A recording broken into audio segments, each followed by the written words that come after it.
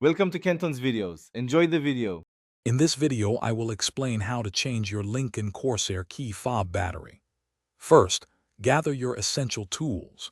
You will need a small flathead screwdriver, a new CR2450 coin cell battery, and a soft cloth to protect your key fob during the process.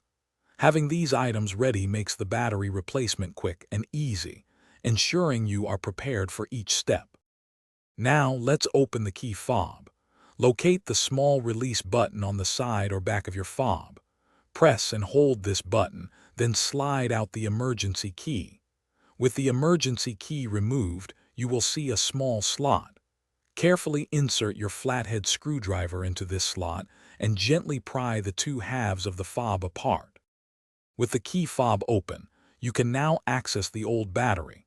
Take a moment to note which way the old CR2450 battery is facing, usually with the positive side up. Use your screwdriver to carefully lift out the old battery. Then, insert the new CR2450 battery, ensuring the positive side is facing the same direction as the old one. Finally, it's time to reassemble your key fob. Carefully align the two halves of the fob, making sure they fit together perfectly.